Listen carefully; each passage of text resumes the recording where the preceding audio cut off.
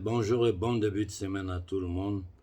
Je sais qu'Internet coûte très cher en Afrique et que vous n'avez pas très souvent la possibilité d'écouter toutes mes interventions. Raison pour laquelle je profite ici pour remercier toute la jeunesse africaine qui sont en train de faire un travail exceptionnel parce que tout ce que je dis, ils arrivent à le découper en petits morceaux pour les faire circuler pour permettre à toute l'Afrique d'écouter les messages que nous lançons. Avant de commencer aujourd'hui, je tiens de nouveau à insister sur le fait que tout Africain doit comprendre que ces entités démoniaques, ces impérialistes, ces adorateurs de Moloch, ces criminels, ces eugénistes ne partiront jamais de l'Afrique si nous ne nous mettons pas sur pied pour les chasser. Ça, il faut que vous le compreniez. Celui qui vous fait croire que nous pouvons faire partie de ces gens-là simplement en les disant quitter chez nous, ça veut dire que ou c'est un lâche, un traître, un vendu, ou bien c'est une pauvre personne qui ne sait même pas de quoi nous parlons, qui vit dans un monde parallèle, qui ne sait rien de l'histoire de l'humanité et de l'histoire de l'humanité africaine. Bon, hier j'ai été très choqué quand j'ai reçu une vidéo que je vous présenterai et je dis à toute la jeunesse africaine, la vidéo que je vais vous faire voir, c'est inutile de poster cette intervention avec la vidéo sur Facebook, sinon ils vont bloquer vos comptes pour rien. Vous pouvez la faire circuler simplement à l'intérieur de groupes WhatsApp, des groupes Telegram, c'est-à-dire de vos petits groupes, mais pas sur les grands médias sociaux. Pour le faire, vous devez tailler la partie de cette vidéo-là. Sinon, ils vont vous bloquer pour rien. Regardons cette petite vidéo qui dure très peu. Une vidéo qui a été enregistrée par les exécutants. Et ensuite, nous allons poursuivre.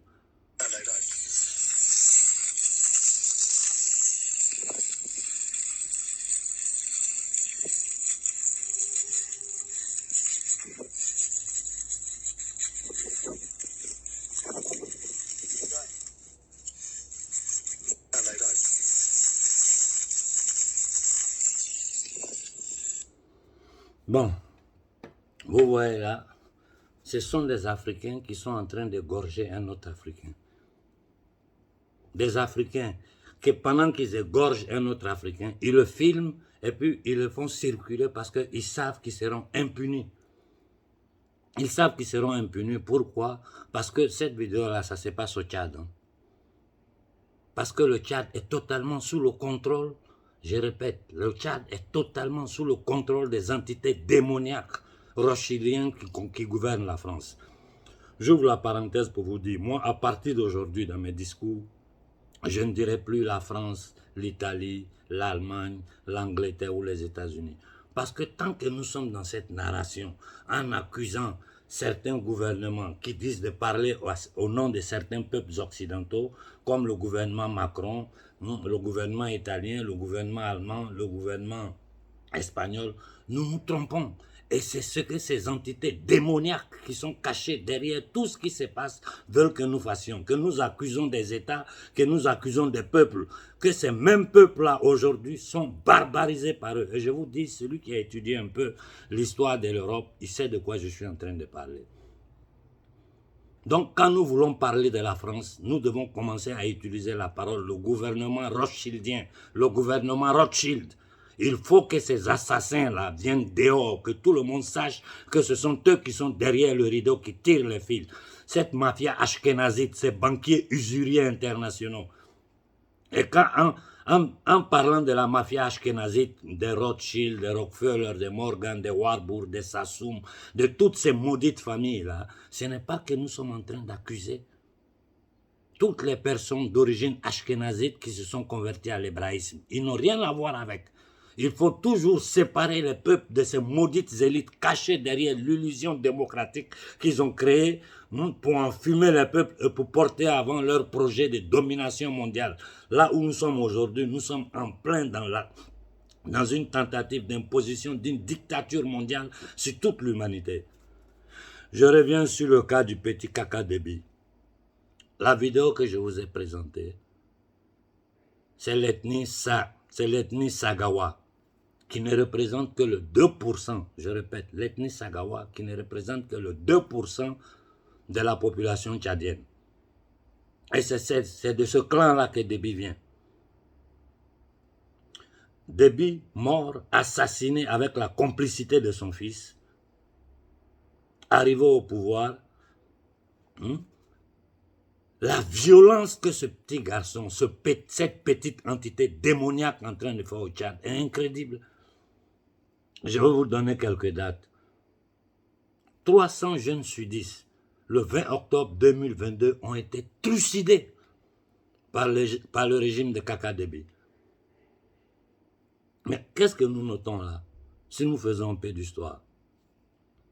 Le 1er décembre 1990, ils ont renversé le pouvoir d'Hissène Habré, simplement parce que Hissène Habré avait commencé à critiquer la France-Afrique, à critiquer l'impérialisme. C'est la seule raison pour laquelle Hissène Habré a été fait sauter. C'était un homme du système, il vivait dans le système. Mais à un certain point, il a commencé à dénoncer certaines choses. Rapidement, ils l'ont fait sauter et ils ont placé ce Déby, ce Idriss Déby, qui était à leur service pendant combien? 30 ans. Quand le même Idriss Déby, comme Hissène Habré, a commencé à tenir certains discours, ils l'ont fait assassiner et ils ont placé son fils là.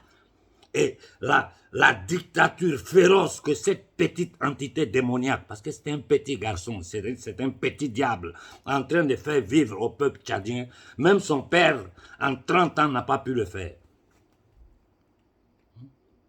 En moins de 18 mois, il a nommé plus de 200 généraux. Je répète, en moins de 18 mois, il a nommé plus de 200 généraux, tous de son ethnie, c'est-à-dire des Sagawa. Et la majeure partie parmi eux sont des illettrés. Sankara l'a dit, mettre les fusils aux mains d'un illettré, c'est un danger.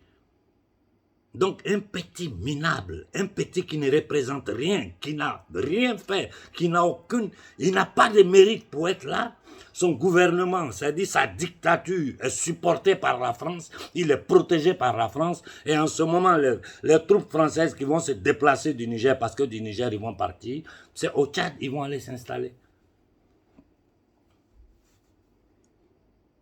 C'est toujours le même schéma dans lequel nous tombons. Au Mali, ils ont tenté de faire le même schéma. Partout en Afrique, quand un dictateur vient s'asseoir, partout en Afrique, où les impérialistes installent un dictateur, ce dictateur-là s'appuie sur son ethnie pour se maintenir au pouvoir. Dans une de mes dernières vidéos, j'ai parlé au peuple congolais, j'ai parlé aux gens de l'ethnie de ce maudit Tshisekedi. Je leur ai dit, supporter Tshisekedi, c'est supporter vous-même votre mort, votre souffrance, votre misère, votre humiliation. Et je répète la même chose au groupe ethnique Sagawa du Tchad. Mais vous pensez que c'est en Afrique seulement il y a des ethnies? Partout dans le monde il y a des ethnies. Mais quand c'est l'intérêt du peuple qui est en jeu, mais toutes les ethnies d'Afrique doivent se souder contre l'ennemi extérieur et l'ennemi endogène. Nos ennemis endogènes, ce sont ces entités démoniaques, ces satanistes, ces criminels, ces psychopathes assoiffés de pouvoir, qui permettent aux Occidentaux de nous piller, tenir notre peuple dans la misère, dans la souffrance, dans l'humiliation. Et pour ça, ils s'appuient toujours sur les gens de leur ethnie, de leur religion, de leur région. C'est-à-dire, ils arrivent toujours à diviser les Africains entre eux. Je vous prends le cas du problème des Peuls. Le problème des Peuls, ils ont tenté de le jouer au Mali. Grâce à la sagesse des hommes du Mali, de nos anciens au Mali, ça n'a pas fonctionné. Ils sont en train de tenter de la jouer en Guinée. Ils ont toujours joué cette carte-là en Guinée. Mais je crois qu'aujourd'hui, en nous écoutant, la jeunesse moderne guinéenne n'est pas dans ces logiciels ethniques, religieux, parce que la jeunesse d'aujourd'hui a compris tout ce jeu. Ce même jeu, ils ont tenté de le jouer au Burkina. Ça n'a pas marché. C'est le même jeu qu'ils ont joué en Côte d'Ivoire pour installer ce criminel, cet assassin venu du Fonds monétaire international, c'est-à-dire la banque des Rothschild, une banque d'usuriers, de criminels qui endettent toute l'humanité.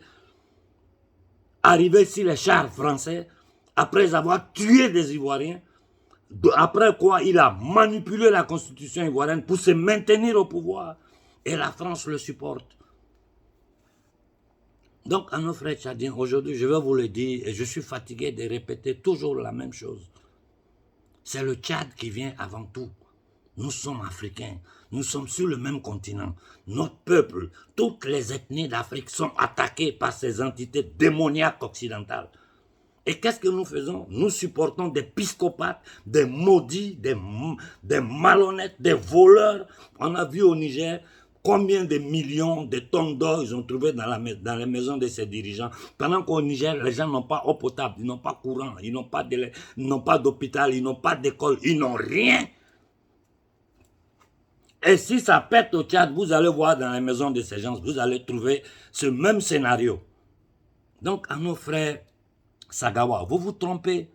Vous êtes en train de vous tromper et vous êtes en train de faire du mal, pas seulement aux Tchadiens, mais à toute l'humanité noire, à toute l'humanité africaine. Ce que vous faites au Tchad, là, ce n'est pas seulement entre vous Tchadiens, ça fait mal à toute l'Afrique. Sinon, un petit vaurien, un minable qui n'a jamais rien fait de sa vie pour être au poste où il est, c'est-à-dire le petit misérable, cette petite entité démoniaque qui s'appelle Kaka Déby, peut se permettre de faire ce qu'il est en train de faire. Et quand tu vois cette déclaration, il menace même les facts, il menace tout le monde. Mais nous devons comprendre une chose, ce n'est pas Déby qui parle. Ce petit misérable n'est rien, ce n'est qu'un microbe. Derrière, c'est la France qui parle. Derrière, c'est l'Union européenne qui parle. Derrière, c'est l'État négrier nazi américain qui parle. Et je suis très content qu'aujourd'hui, il y aura une manifestation au Niger pour demander le départ des bases américaines du Niger. S'ils ne vont pas, nous allons les faire partir. Aujourd'hui, l'humanité, je vous répète, l'humanité entière, c'est la vérité. Donc, ils ne peuvent plus faire leur jeu de 3 cartes avec les Nations Unies. Ça ne fonctionne plus. Ça ne sert plus à rien.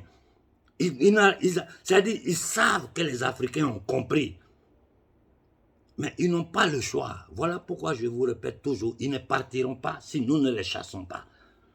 Quand nous passons du Tchad au Togo, le schéma c'est la même chose. Le petit aidement est supporté par son ethnie, par les gens de sa région.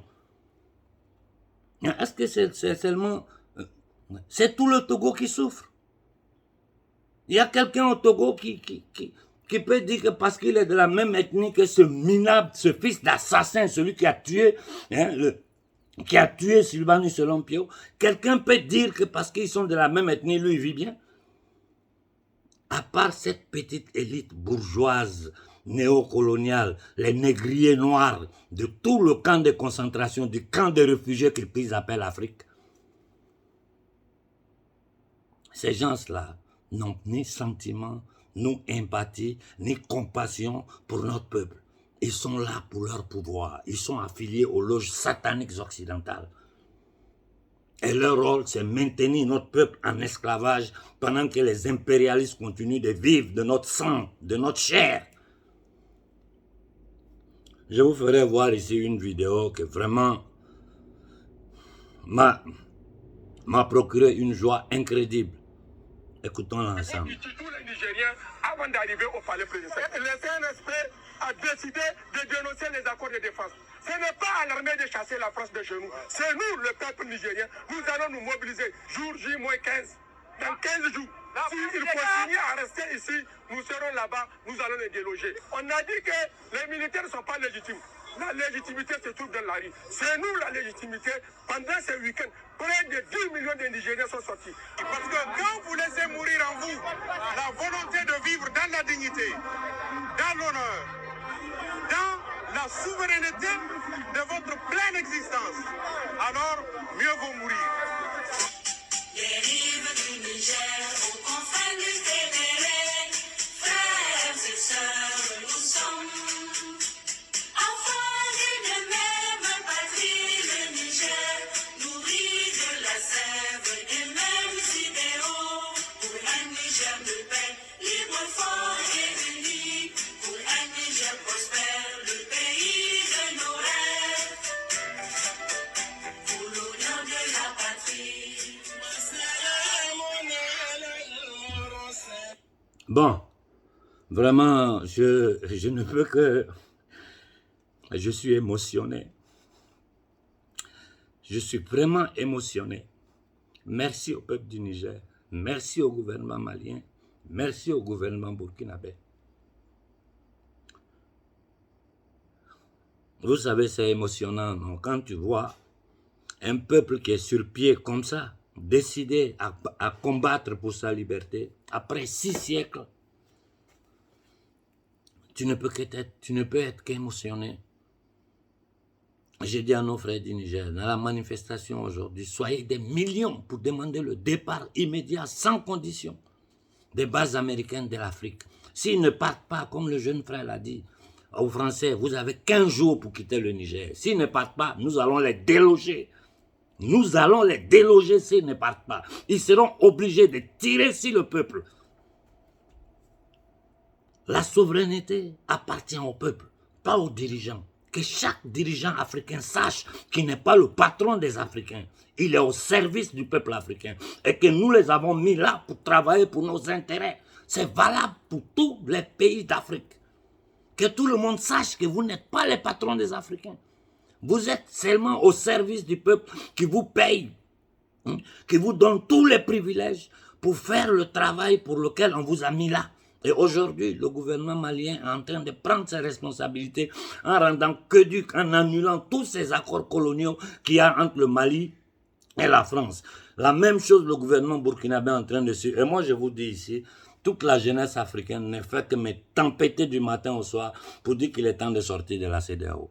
Il ne faut pas attendre que nous soyons attaqués par la CEDEAO pour sortir de la CEDEAO. Anticipez les choses. Si le Mali, le Burkina, le Niger, le même jour, font une déclaration pour dire qu'ils sortent de la CEDEAO est finie, il restera qui? Il restera Ouattara et son ami Macky Sall. Ces nègres de salon, ces assassins au service de l'impérialisme français et anglo-saxon, c'est-à-dire international, des entités démoniaques de la mafia internationale comme le Vatican. Je vous dis, le Vatican, c'est l'une des mafias les plus dangereuses au monde. Le Vatican est une des organisations les plus grands trafiquants de stupéfiants au monde.